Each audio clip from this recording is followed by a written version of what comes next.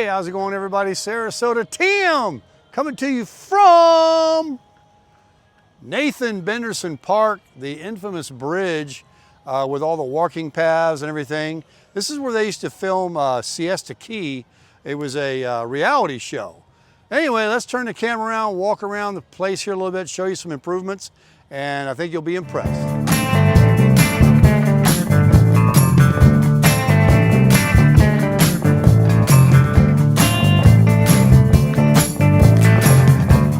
All right, welcome back, everybody. And if we don't get in trouble with some copyright music, I just want to walk over here briefly because what they've done here at Nathan Benderson is a lot. This park is growing by leaps and bounds in popularity with all the new residents moving to Lakewood Ranch, Bradenton here, and with all the events that they're holding, they do every year here at Nathan Benderson with the rowing. And now they're doing swimming across here. This is where they swim. Today they were doing some 5K things or whatever. But if you walk around over there, they've always had music. You can see someone climbing the tower over there on the stairs, like I've done a few times. But I got to get away from this music, but I want to show you. I won't even go down there. You see those speakers right here in the ground, those green things, how they're lined all the way down the path? So now if you come here right around 6:15 and the sun goes down below these pine trees right here, you have a nice cast of shade along this path. And if there's a breeze, it's just amazing. So look at all the people on this Sunday evening, which is getting kind of quiet right now, that are walking on the upper deck. There's the lower deck here. They got bicycles, they've got skateboards. Here's some people coming across the famous bridge. As you can see, it says Nathan Benderson Park there. The boards that he's riding across there have been replaced numerous times. I don't know why they don't find some wood that lasts or use, well, they can't use that artificial stuff because it can be slippery. But you see all these speakers? These are new. They put in a lot more trees down on the other side. They've also put in these, this thing over there that houses the kayaks or canoes or whatever they call them that they row in. They're rowboat. But there's parking all along down through here. Facilities are all around. There's the Sarasota water tower where you can see Sarasota written on there. And of course, Bradenton is right here at the mall on the other side of the Tesla dealership. And all of Lakewood Ranch back there where I used to live is Bradenton. So Sarasota, Bradenton, kind of one and the same. It all bleeds together. But let's just take a walk up the hill here. I already walked. I'm trying to get my 10,000 steps in. I got about 6,500 right now. I just walked all the way down a ways. There was a little bit of sun, but now it's later and the sun got lower. So you see no sunspots along this path. It's all shaded now. And this is the best part of the day. It's always about an hour before sunset is the best part of the day, in my opinion. So let's get up here and let me turn the camera around and we'll talk a little bit. First, before I turn it around, we'll show you, I'm on top of the bridge now. These are all the new boards they're putting in, and they'll be trimming it and putting a baseboard down like right here before they paint it. You see these uneven pieces here? So they're going a few boards at a time, and they have a little gate up here they shut off during the day when they work on it. But it's the weekend, so because they don't want to shut it down until they're done, I guess that's a little while to do, they are doing it like this. But this is Nathan Benderson Bridge, Nathan Benderson Park right here. And this guy, Nathan Benderson, I'm sure he's passed away by now, but his family must have bought everything around the area of Lakewood Ranch when it was all cow pastures and has developed it into a sprawling community, a master plan community that people have moved. Now these speakers are down here. I'm gonna have to turn around. You can hear them, they're playing some popular music, but they've got those, this is something new. They only had it on the other side for a long time. There's one right here, there's a speaker. Oh, let me just move on out of here in case I get copyrighted and I wouldn't be able to put my video up. And I know you guys don't like watching videos with muted audio. So let me turn the camera around, we'll talk a little bit. Okay, enough about Nathan Benderson Park. What have you guys been doing today? I made that meat that I can't wait to dig into here pretty soon. I've got a filet left over, and I ate the chorizo. I read some of your comments that some of you are interested in getting some of that chorizo. If you want to make it like I did, where you chop it up, I might recommend you get it in a ground beef looking form, where you can just brown it up real good and cook, put some eggs in that. But today, I didn't put any eggs in. You saw how I cooked that chorizo sausage up. I literally grabbed that low-calorie, supposedly low-calorie tortillas, and I just grabbed it, rolled it up inside like pigs in a blanket, and ate it. And then the other one, the next one I made, I put the brown spicy mustard to it, and it was better than good. It was really, really good. So tonight I have the, what do you call, look at this thing, leans way back. The, what kind of steak is that again? The ribeye that I'm gonna enjoy later. I don't know what I'll have with it, if I have anything at all, but I'm gonna be eating that. And I'm just happy to be out here. This is just really, really nice here in the Sarasota, Bradenton area at Nathan Benderson Park. People say, well, you sure go there a lot. That's right. Hundreds of people, hundreds every day. Well, maybe not hundreds, but at least a couple of hundred are here every day with their bikes and stuff. That's why I want to ride a bike. See, look at this. All the way around that lake is 3 miles. And I saw one on Facebook. There's several actually. I'm still on that Electra. I gotta get away from this music. The Electra Townie. Yeah, that's a problem. The music is nice to walk to and keep you company and everything if you don't have any headphones, but not good for making a video if it's gonna be copyright. Here's a table right here. We can sit and talk. See all these places you can just park? I'll show you as we walk over here. I've parked all around this park. Way down at the other end, there's a huge area. I mean, you could hit golf balls there. It's a big open area. And this is the road that goes all around it, right here. That's to go out towards the mall that way. And then this goes to the other end of Nathan Benderson. Well, let's walk this way a little bit.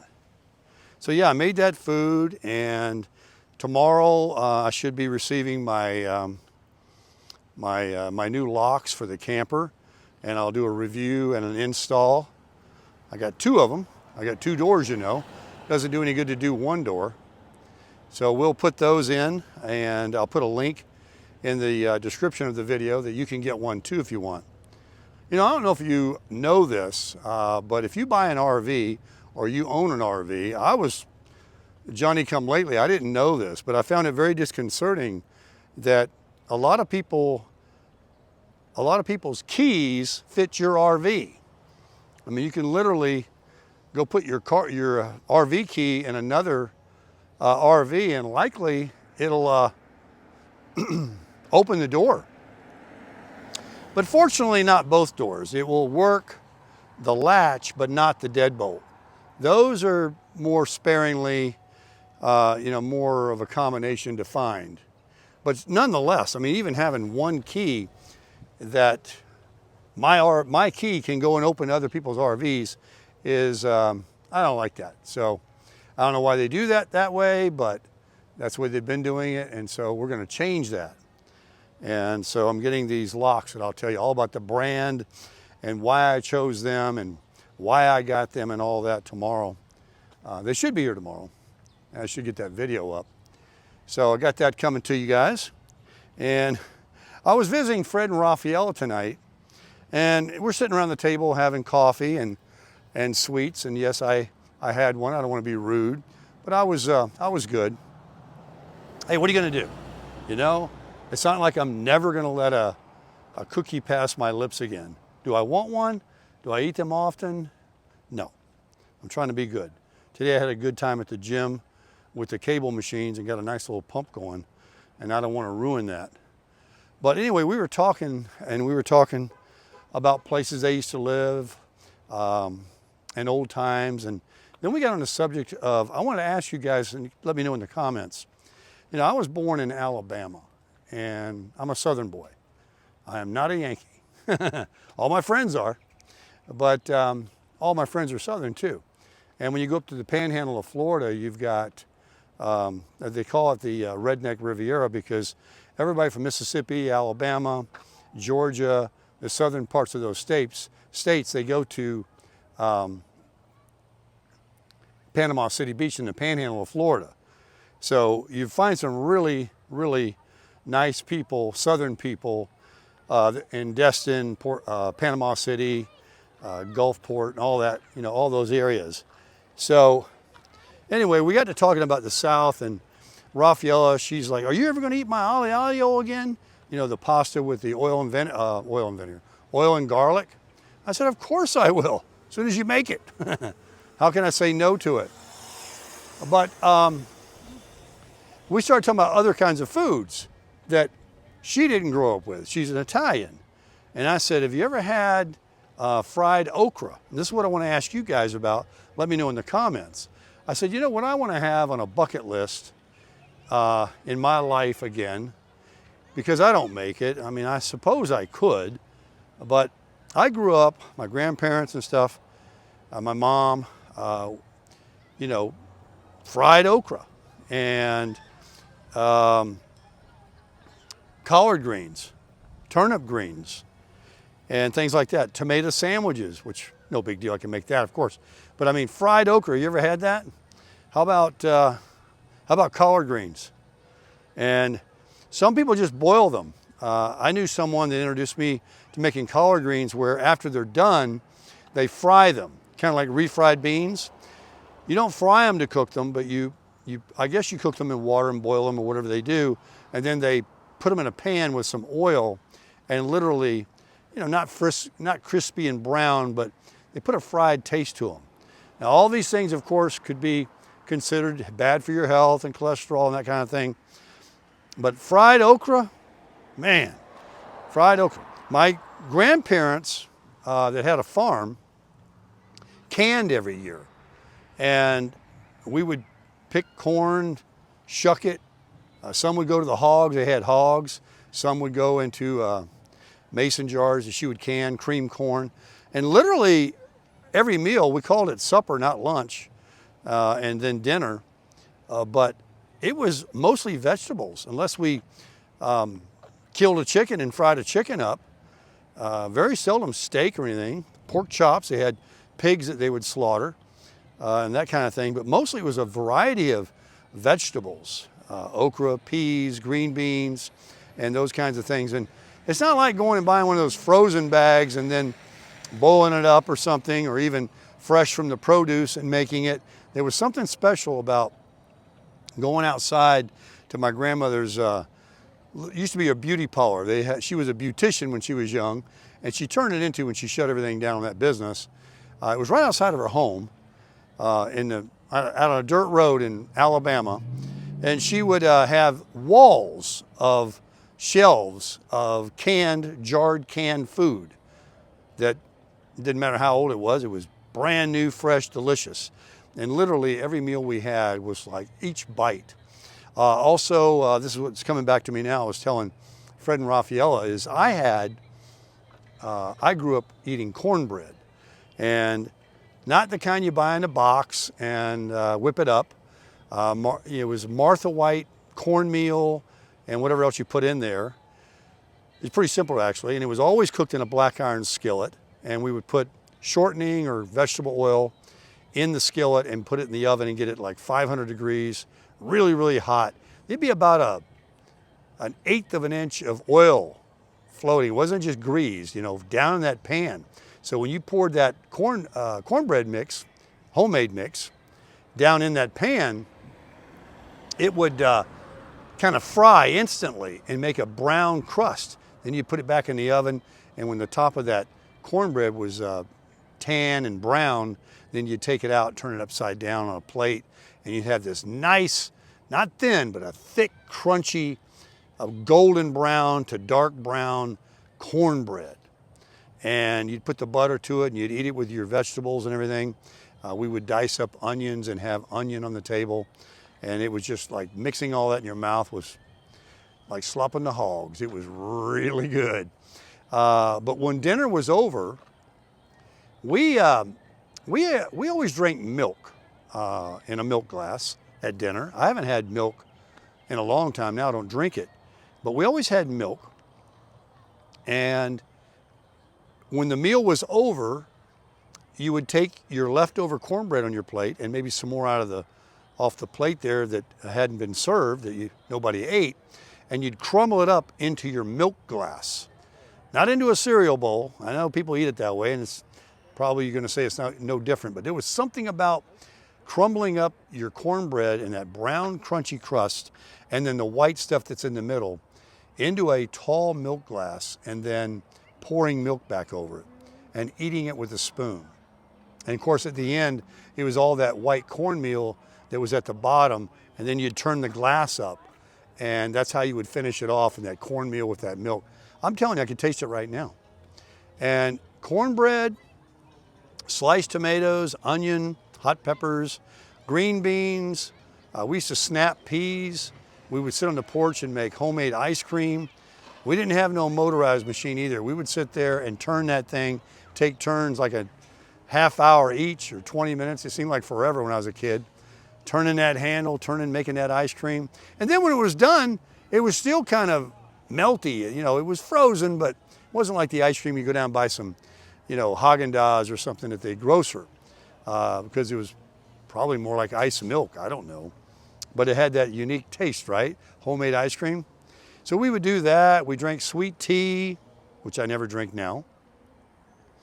And those meals, though, I'm telling you, before I die, I would love to have fried okra and mashed potatoes or cream corn and fried okra, really. Cornbread. I want cornbread is what I want. And it's the simplest thing in the world to make. It's not that difficult. And all I got to do is buy a black iron skillet, even a small one, in the camping section at Walmart you can get. It's already seasoned. But anyway, let me know in the comments. And this was the other thing. I was telling Raphaela, because she said she used to have a garden that she liked to do some food and a lot of plants, flowers and things like that. Beautiful. A garden she used to love. I know a lot of you out there, I don't know if it's more women than men, but when I lived in Georgia for years before I moved to Florida and all around when the rent came due and when I moved, everybody in Georgia, even if they have a home in a neighborhood, they have a little bit of they got their own yard. They have a little bit of area next to the house or in the backyard where they till it up and plant themselves a garden every year during planting season and put them some corn in there, tomatoes, squash, whatever that they like to grow and eat. And I wonder how many of you around the country live in places like that where you still plant a garden every year, or you used to, or maybe you have experience with your family or your grandparents when you were young had a farm. And those were memories and days I'll never forget. They raised chicken. They had chickens. They had a long chicken house from here to yonder. It was a long thing. And they raised poultry. And then of course they would gather them. They'd give them some food that made them grow really quick. And then they would come and gather them. They'd get new chicks and stuff. They had hogs. We had a pony. And then the final thing I'll talk about, I remember telling Fred and Raphaela tonight, was we also had chickens. I just said that. Egg-laying chickens. My nanny would go out to it was a small little barn thing where they would nest and sleep every night. And they had a shelf up here and a shelf down here. And she would go in there and reach her hand in. They knew her. And she could put her hand, her fingers on their breast, and they'd lift up a little bit, and she'd gather all the eggs, brown ones and white ones. And she wore this little apron around her waist that she would gently slide those eggs down in there to bring them in the house. Fresh eggs. And asked me one time when I was a little boy to go out and get the eggs. And man, I've never been so scared in my life. I reached my hand up there, them hens started pecking at me. I said, never again, Nanny. Ah, my arm's getting sore. Look at what they did when they gave me that IV for that dye stress test. Look at that. This vein over here, they couldn't get it because it was crooked and it collapsed on them. They had to put it in another vein. But, well, I will tell you this. My nanny and I used to go cane pole fishing. Cane pole. No rod and reel. You just had a long cane, and that's how far out your line would go. You would literally just take the cane and kind of swing out your bobber in a pond to catch these little brim or small fish, whatever they were. And we used bread balls or real worms. We would dig up worms because Alabama had plenty of worms in the earth. You just dig up a big shovel load and, crumble the dirt up, and there'd be a lot of worms there, earthworms. So that's mainly what we use. But we would go and come down the highway to this place where we would fish, and it would be a dirt road, but there'd be grass in the middle of the dirt road. Only dirt was where the tires went. And it was like a little trail, for a car.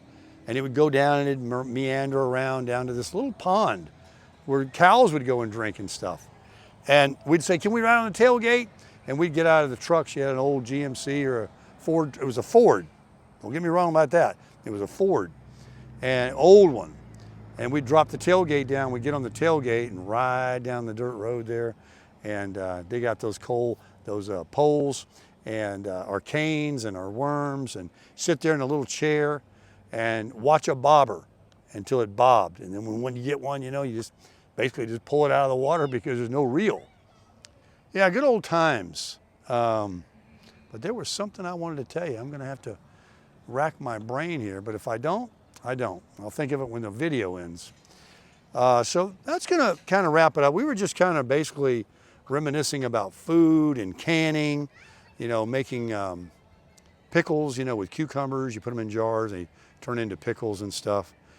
But that food was real food. That was the food that didn't give you these cancers. That was the food that didn't hurt you. That food didn't have preservatives and pesticides and that kind of thing on it. It's the weekend, it's all over. Get out there and live your life, folks, because nobody's promised tomorrow. And when you get to be, you're probably looking at me going, hey, wait till you get to be my age. Man, I don't want to miss one day of living. And man, like I say, I wish it was 55 years old when we could retire. The 62 business is way too late, way too long. And people are talking about waiting till later than that. What are you waiting for? To die? For your money to grow? Oh, come on. All right, folks, that's going to be the end of it. It's getting dark. Got to get in my car and go. I'm parked right here. It's time to crush it.